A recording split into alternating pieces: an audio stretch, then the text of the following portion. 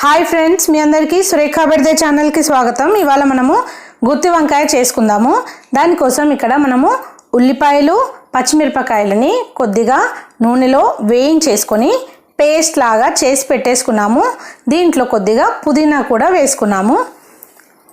దాని తర్వాత ఇక్కడ మనం చూడండి, నువ్వులు ఇంకా పల్లీలు కూడా మనము కొద్దిసేపు వేయించేసుకొని పెంక పైన వేయించేసుకొని దాన్ని కూడా మనము ఈ రకంగా పేస్ట్ లాగా చేసి పెట్టేసుకుందాము వాటర్ వేసుకొని. తర్వాత ఇక్కడ వచ్చేసి కొబ్బరి పొడి, మనకి కొబ్బరి పొడి కొద్దిగా పడుతుంది, అది మొత్తం వేసుకోమండి. మనము ఒక 2 స్పూన్స్ వేసుకుంటాము.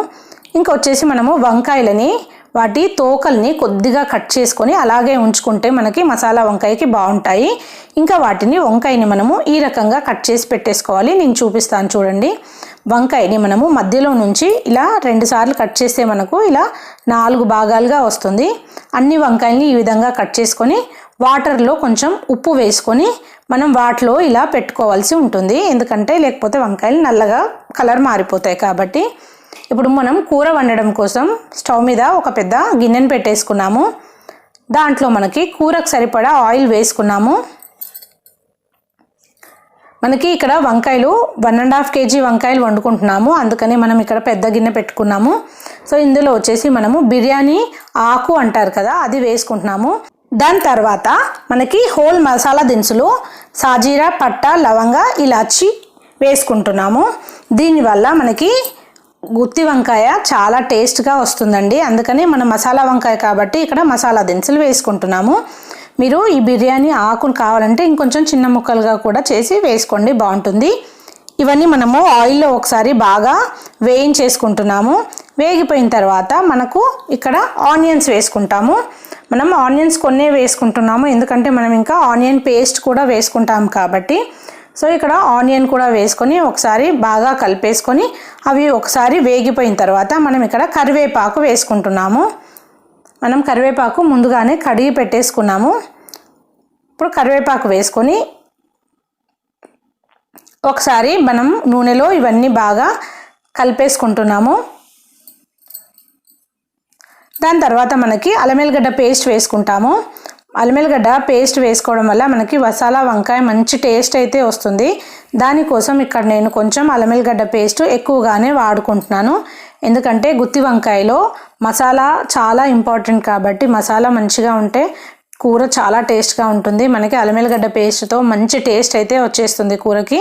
అందుకనే నేను ఒక చిన్న స్పూన్తో 2.5 స్పూన్స్ నేను అల్లం వెల్లిగడ్డ వేసుకున్నాను. ఇదంతా ఒకసారి బాగా కలిపేసుకున్నాము. మనకు అల్లం వెల్లిగడ్డ పచ్చి వాసన వెళ్ళిపోయే వరకు కలుపుకున్న తర్వాత అందులో మనం పసుపు వేసుకుంటున్నాము. ఇది మనకి ఒక 2 స్పూన్స్ పసుపు వేసుకుంటున్నాము. పసుపు వేసుకున్న తర్వాత ఇది ఒకసారి మనం బాగా కలిపేసుకుందాము. ఇదంతా బాగా వేగిపోయిందండి. ఇప్పుడు మనం దీంట్లో ముందుగా కట్ చేసి రెడీగా పెట్టుకున్నాం కదా ఉప్పు నీళ్ళలో వంకాయలు, ఇవన్నీ మనం ఇలా అనుకొని ఒకసారి వాటిని కూడా మనము ఈ ఆనియన్స్ పైన వేసేసుకుందాము. మనకి గుత్తి వంకాయలు చాలా ఫ్రెష్గా ఉన్నాయి. మనం ఇక్కడ ఒక 1.5 kg వంకాయలు తీసుకోవడం జరిగింది. అందుకని మనం ఇక్కడ ఎక్కువ క్వాంటిటీలో తీసుకున్నాం కాబట్టి పెద్ద గిన్నె పెట్టేసుకొని చక్కగా చేసుకుంటున్నాము. చూడండి, ఇవన్నీ మనకి ఆయిల్లో వేసిన తర్వాత ఇవన్నీ ఒకసారి బాగా వేగే వరకు కలిపేసుకుందాము. వంకాయలు మనకి నూనెలో కొద్దిగా వేగగానే చక్కగా ఉడికిపోతాయి. మనకి చాలా ఫాస్ట్గా వేగిపోతాయండి వంకాయలు.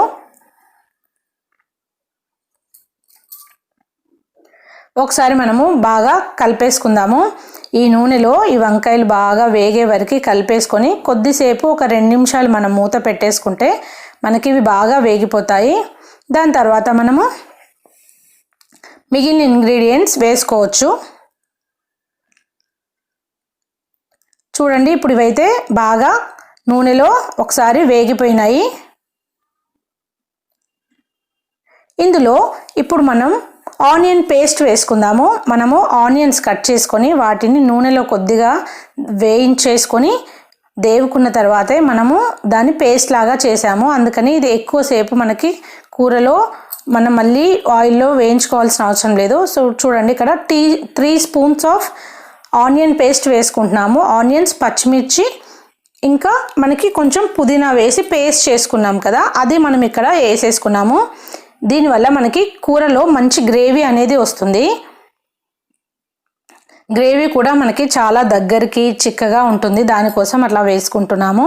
దాని తర్వాత ఇందులో మనం కారం వేసుకుంటున్నాము. కారం 2 స్పూన్స్ సరిపోతుంది, ఎందుకంటే మనం ఇందులో పచ్చిమిర్చి కూడా వేసుకున్నాం కాబట్టి. ఇంకా వచ్చేసి మనము ఇక్కడ రాళ్ళ ఉప్పు అంటారు కదా, దొడ్డు ఉప్పు అంటారు కదా, సో ఈ రాళ్ళ ఉప్పును 1 స్పూన్ వేసుకుంటున్నాము. మనం పేస్ట్లో కూడా కొద్దిగా ఉప్పు వేసుకున్నాము, అందుకనే ఉప్పు మాత్రం మీకు రుచికి సరిపడా వేసుకోండి, చూసుకొని వేసుకోండి. ఇదంతా ఒకసారి మనము మంచిగా కలిపేసుకుందాము. ఈ వంకాయ ముక్కలకి మనకు ఈ కారము ఉప్పు అన్నీ బాగా పట్టేలాగా ఒకసారి మంచిగా కలిపేసుకుందాము. మనకి ఎప్పుడైనా గుత్తి వంకాయ కూర చాలా బాగుంటుందండి, చాలా టేస్ట్గా ఉంటుంది. సార వంకాయ అని కూడా అంటారు, కొన్ని ప్లేసుల్లో గుత్తి వంకాయ అంటారు, మసాలా వంకాయ అని కూడా అంటారు. సో ఇవన్నీ బాగా ఒకసారి కలిపేసుకున్న తర్వాత మనం ఇందులో 1 గ్లాస్ వాటర్ వేసేసుకుందాము, ఎందుకంటే ఒకసారి ఇది అడుగు అంటకుండా ఉండి మంచిగా ఈ వంకాయలు ఈ మసాలాలో బాగా ఉడుకుతాయి. మనము ఈ అల్లం ఎల్లిగడ్డ పేస్టు, ఈ ఆనియన్ పేస్ట్ వేసాం కదా, కింద అడుగంటే అవకాశం ఉంటుంది. సో ఒకసారి మంచిగా కలిపేసుకొని కొన్ని గ్లాస్ వాటర్ వేసేసుకొని మనం ఒక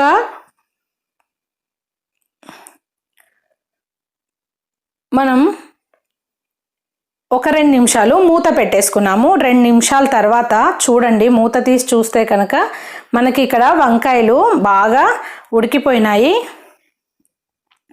మనకి వంకాయలు చాలా తొందరగా ఉడికిపోతాయండి, అండ్ చాలా టేస్టీగా కూడా ఉంటాయి కదా.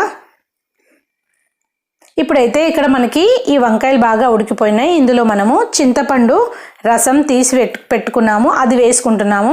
ఇక్కడ మనం చింతపండు రసం చిక్కగా తీసుకోవాలి, ఎందుకంటే ఎక్కువ వాటర్ వేయకూడదు కదా ఈ కూరలో, అందుకని చిక్కటి చింతపండు రసము మనం కొద్దిగా వేసుకొని బాగా కలిపేసుకుందాము.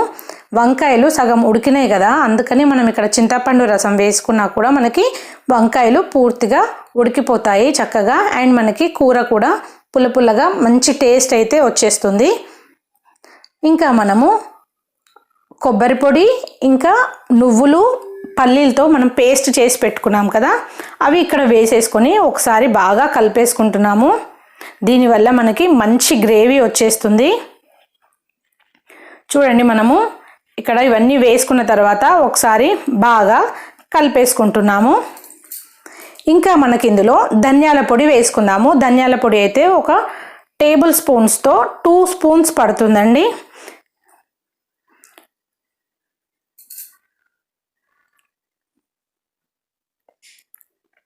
ధనియాల పొడి వల్ల మనకి కూరకి మంచి మసాలా ఫ్లేవర్ అయితే వచ్చేస్తుంది. సో ఇక్కడ చూడండి, మనము ఇప్పుడు ధనియాల పొడి వేసేసుకుంటున్నాము. 2 స్పూన్స్ ధనియాల పొడి వేసుకున్న తర్వాత జీలకర్ర మెంతుల పొడి వేసుకుంటాము. జీలకర్ర మెంతుల పొడి ఎక్కువగా అవసరం లేదండి, చాలా కొద్దిగా పడుతుంది. 1 చిన్న టేబుల్ స్పూన్స్తో 1/2 స్పూన్ వేసుకుంటాము. ఇక్కడ చూడండి, నేను చాలా తక్కువగా వేసుకుంటున్నాను. 1/2 స్పూన్ వేసుకుంటే టేస్ట్ బాగా వస్తుంది. జీలకర్ర మెంతుల పొడి వల్ల ఈ కూరకు మంచి టేస్ట్ అయితే వచ్చేస్తుంది.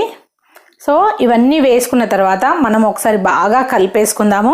కలిపేసుకొని మూత పెట్టుకొని ఇంకొక 2 నిమిషాలు దీన్ని మగ్గనిస్తే మనకి కూర రెడీ అయిపోతుంది. మీరందరూ ఈ వంకాయ కూర తప్పకుండా ట్రై చేయండి, చాలా బాగుంటుంది. ఎంతో యమ్మీ టేస్టీగా ఉండే వంకాయ కూర రెడీ అయిపోయింది. మీరు ట్రై చేసి ఎలా వచ్చిందనేది నా కామెంట్ రూపంలో తప్పకుండా తెలియచేయండి. ఈ వీడియోని లైక్ చేయండి, షేర్ చేయండి, అండ్ నా ఛానల్ని సబ్స్క్రైబ్ చేసుకోండి, సపోర్ట్ చేయండి.